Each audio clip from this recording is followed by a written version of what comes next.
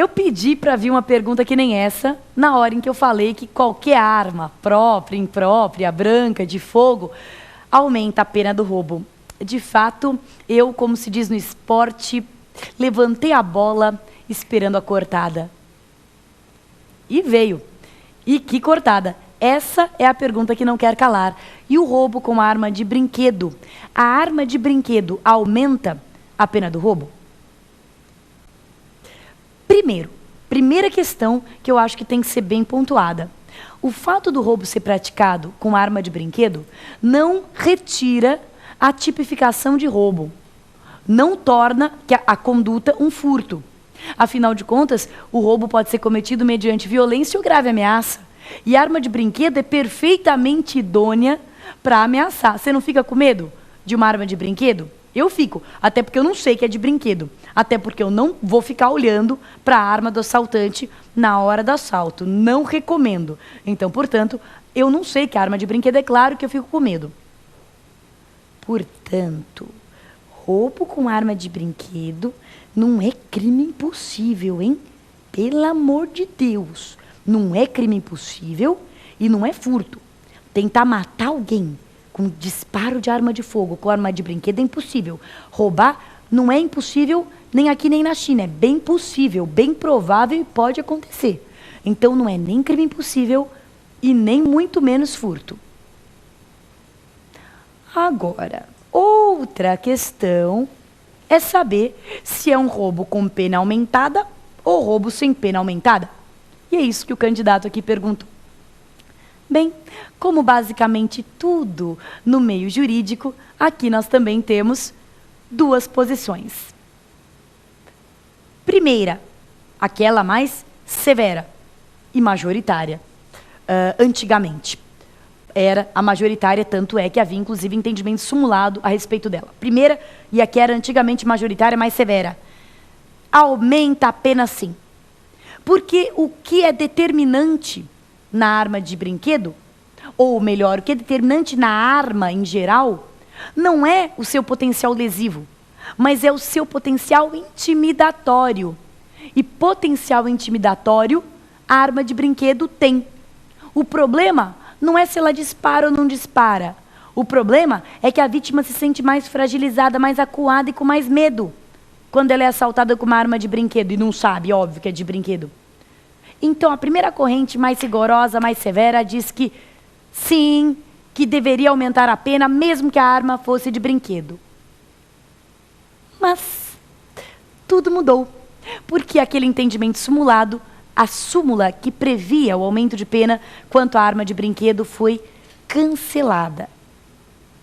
Então, veja bem, nem a súmula era vinculante, nem o seu cancelamento é vinculante.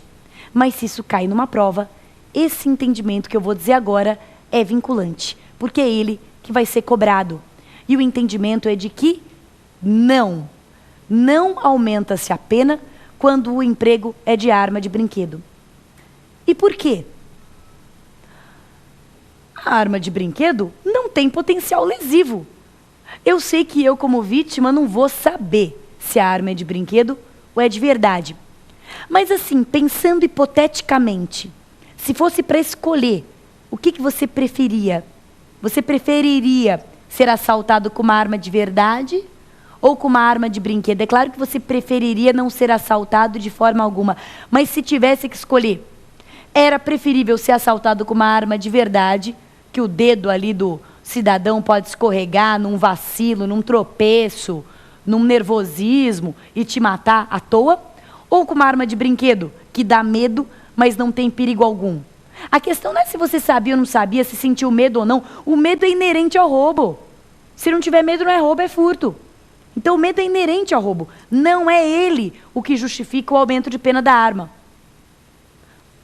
O que justifica o aumento de pena da arma é o aspecto objetivo da maior exposição da vida a perigo. E isso, com a arma de brinquedo, não existe. Portanto, esclarecendo aqui a brilhante, excelente pergunta do candidato, a arma de brinquedo não aumenta a pena do crime de roubo. É o que você vai responder se isso cair num concurso público agora.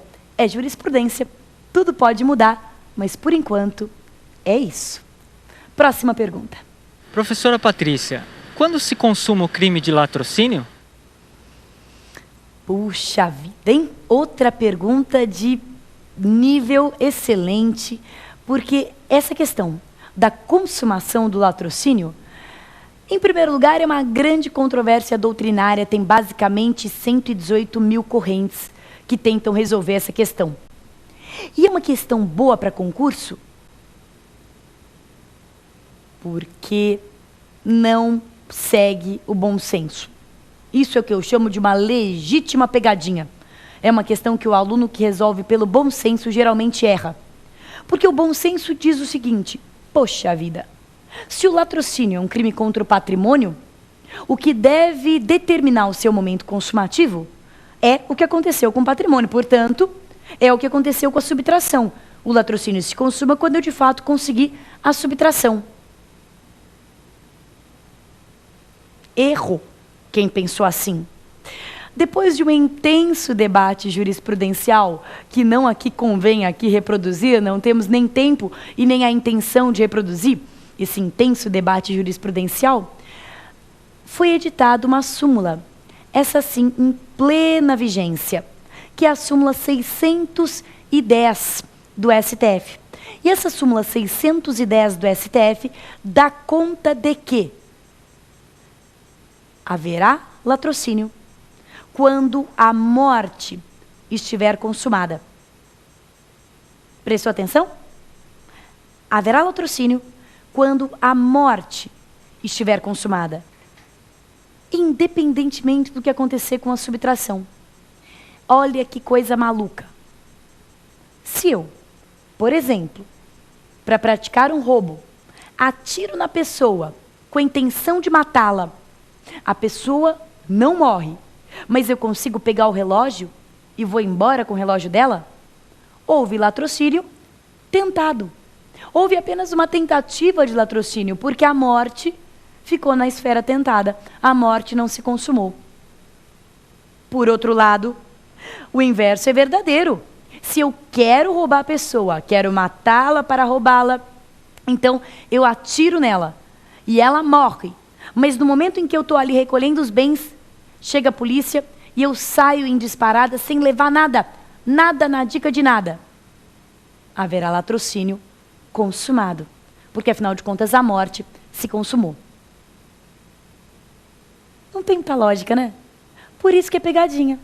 Justamente porque não tem muita lógica. Então o examinador, que é geralmente alguém que quer medir quem ouviu de orelhada e quem estudou profundamente a matéria, ele adora essa pergunta, adora, é veterano. Difícil passar muito tempo sem cair essa pergunta sobre a consumação do latrocínio, porque quem responde meio no vai da valsa, erra. E quem tem conhecimento técnico, acerta. Se foi o seu caso, meus parabéns. Se não, você aprendeu e não vai errar nunca mais.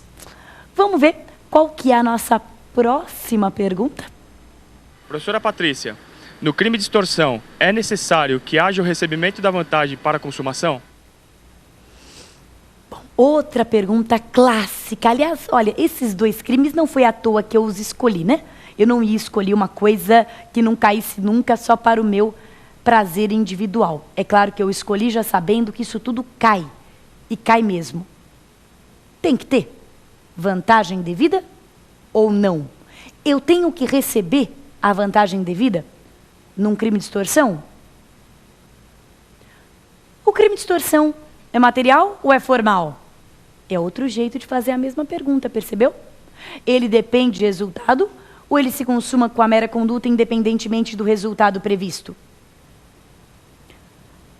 A resposta ao colega é que o crime de extorsão é um crime formal. Ele não precisa da obtenção da vantagem. Ele se consuma independentemente da obtenção da vantagem. Veja que o verbo não é obter vantagem. O verbo é constranger. Constranger com o fim de obter vantagem. Mas é constranger, não obter a vantagem. Constranger com o fim de obter vantagem. Mas o verbo é constranger. E, portanto, ele se consuma com o constrangimento.